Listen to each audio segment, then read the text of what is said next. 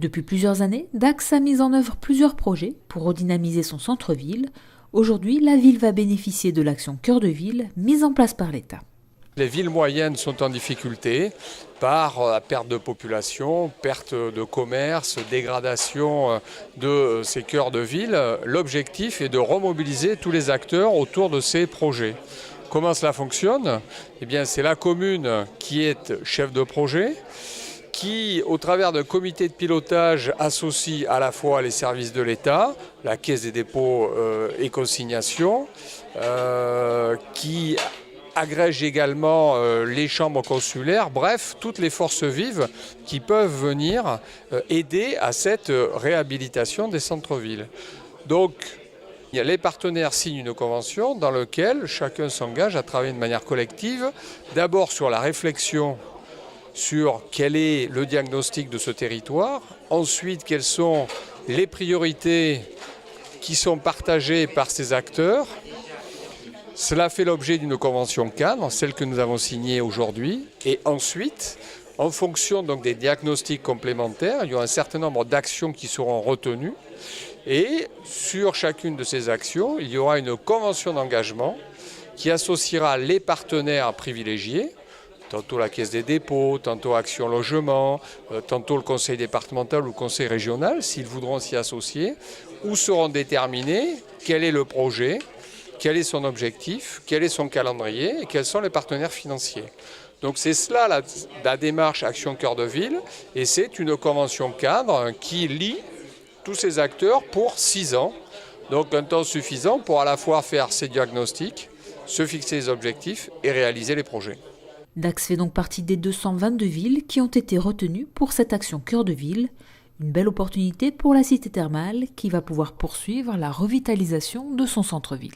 C'était une chance de pouvoir travailler sur un problème très complexe, et c'était intéressant finalement de le poser de façon globale, c'est-à-dire de poser à la fois le problème de l'habitat, de poser le problème de la sociologie démographique, de poser le problème de la mobilité, de poser le problème des commerces bien entendu, mais le problème aussi de l'urbanisme, le problème des mobilités, et finalement de mettre tout autour de la table l'ensemble des acteurs qui sont en capacité de travailler, d'apporter de la matière grise, de la réflexion, des idées et aussi des financements, parce que c'est quand même ce qui est important pour essayer d'améliorer la situation et que les cœurs de ville redeviennent des cœurs de vie.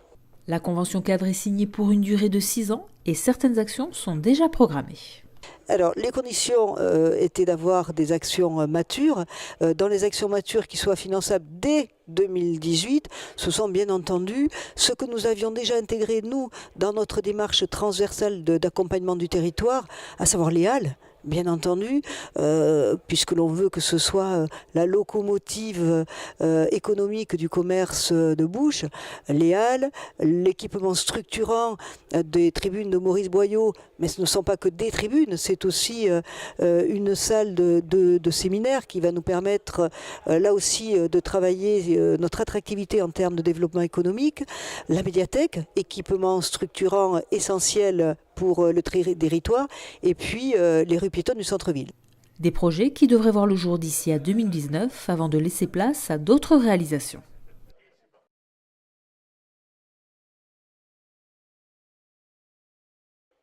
Depuis 4 ans, l'association Saint-André-des-Arts organise au fil de l'art, où le public est amené à cheminer dans le village de Saint-André-de-Seignan, à la découverte des œuvres d'une quarantaine d'artistes, peintres, sculpteurs, graffeurs ou photographes, de l'église au préau de l'école en passant par la salle du conseil ou la maison de la nature, les œuvres s'exposent partout et émerveillent, intriguent ou fascinent. Je fais partie des artistes d'art singulier. Voilà, l'art singulier, c'est un monde un peu particulier où les gens travaillent sur leur imaginaire. Donc chacun s'exprimant de façon différente, ayant un imaginaire différent. Donc il y a des expressions qui sont toujours différentes, avec surtout des matériaux de la vie courante. Ça, c'est très important. Peinture, collage ou couture, Odile Layani de la Roche exprime son art à travers différentes techniques, mais toujours en couleur et avec des visages. Le plus important, c'est le visage. En fait, c'est l'être un peu particulier, celui qui n'est pas très beau, et essayer de lui donner une valeur. Parce qu'on est dans notre monde actuel, on est très tourné vers l'esthétique parfait. Et pour moi, ce qui est beau, c'est ce qui est un peu singulier. Voilà, d'où ma participation dans l'art singulier. Et puis j'aime utiliser en fait tous les matériaux. Tous les matériaux me plaisent. Pour moi, c'est de la magie à chaque fois. Une magie qui opère différemment selon les artistes. Pour Malo, elle passe par la musique. J'écoute beaucoup de musique, donc c'est très divers. Ça va du jazz en passant par le hip-hop, par plein de musiques différentes. D'électro-jazz aussi beaucoup, et de jazz. Et du coup, j'essaye de transcrire le morceau de musique en peinture. Donc ça amène des couleurs différentes, des formes différentes, des gestes différents. Il y a plusieurs passes de peinture. En général, je pars des lignes de basse et ensuite je peins instrument par instrument. Donc il y a sur une toile comme celle-ci, par exemple, 6 ou 7 passages de peinture, acrylique et huile. Et après, à la main, au chiffon, au couteau, avec différents instruments. Pendant tout le week-end, le public a pu découvrir des œuvres très différentes et leurs artistes et voter pour leur coup de cœur. Un coup de cœur décerné cette année au sculpteur Arnaud Mondorge. C'est bien chouette, première expo, j'avais jamais exposé jusqu'à là. C'était bien agréable, surtout l'organisation, le lieu, la balade, tous les exposants, les sculpteurs, des photographes, des peintres, un graffeur, un très très beau travail là-bas, donc c'était bien chouette. Voilà, puis des gens qui sont passés. C'est valorisant, en tout cas c'est motivant, c'est chouette, ça donne envie de continuer, d'essayer d'autres choses et je suis content. Après 2 jours d'exposition, Saint-André-de-Seignan a retrouvé son aspect habituel jusqu'à l'an prochain où le village redeviendra un village d'artistes pour la 5e édition d'Au fil de l'art.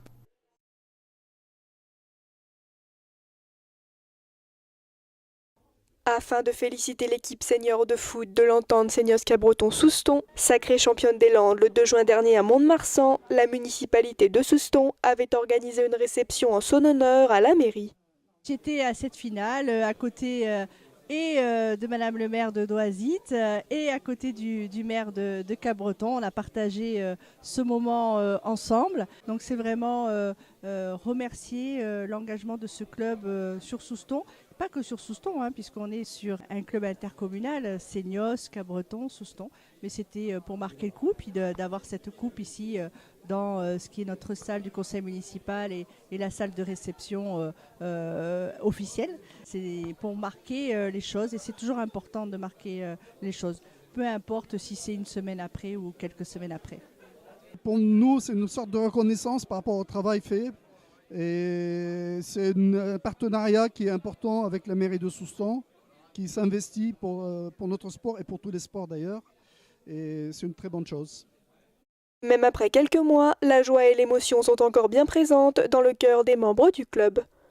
On avait perdu l'année d'avant, donc là on était vraiment motivés pour aller jusqu'au bout. Tout le groupe a fait tout ce qu'il fallait, c'est vrai que pour nous elle ne pouvait pas nous échapper cette année, c'était impossible.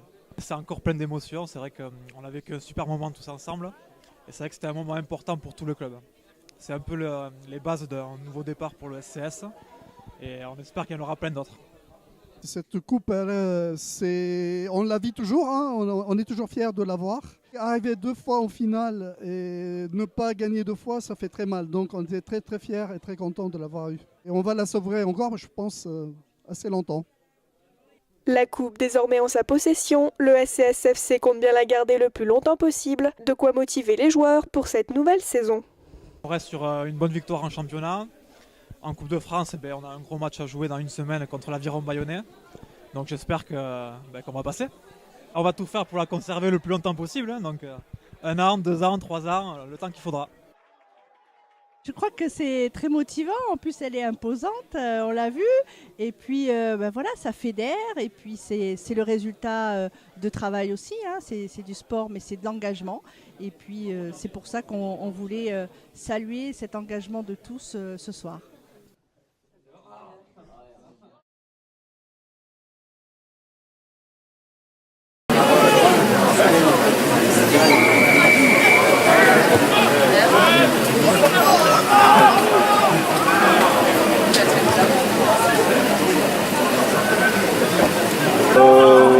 plus maintenant.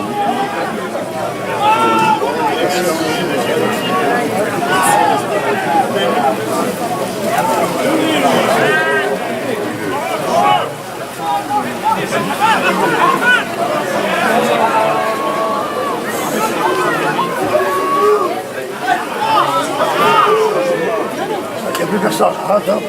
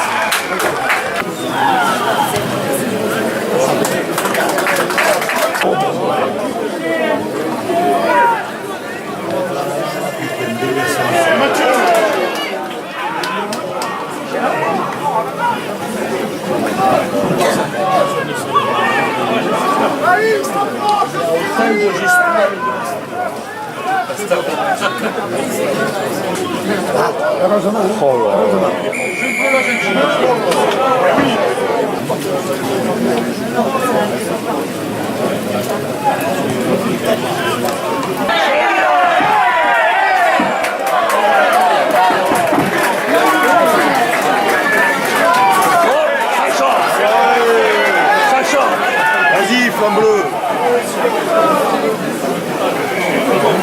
Bonne partie.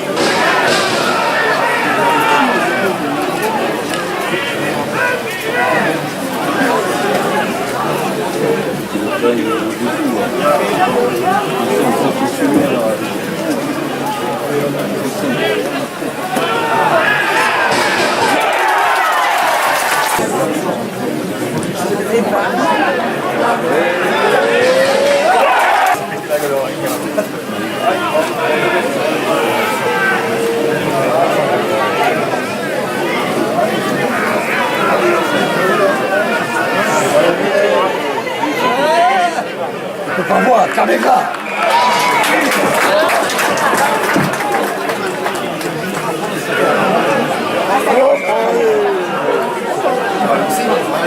C'est du n'importe quoi. Allez alors. C'est du n'importe quoi. Vas-y Kevin. Alors. Ah ouais, mais bon. Allez, faut arrêter. C'est bon quoi. Château.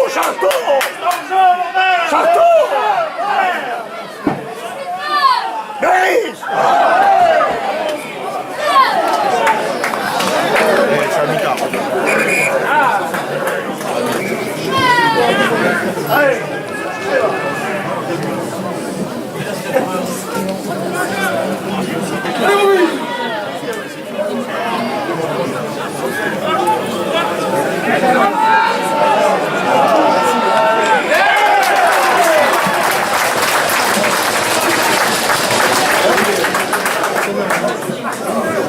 Au stade 5.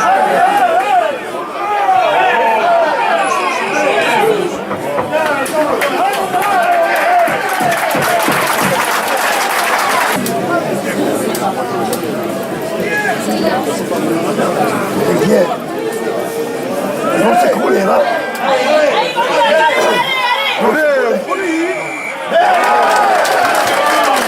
C'est pas vrai. Voilà, Château. Vérissez, vous mettez Château. Voilà, Tchéchamania. C'est rouge là. Tchéchamania, Château. Voilà. Vérissez, Château. Château, vérissez, Château. Voilà, Chico. Château. Oh, Pozzolio! Beris, accetti!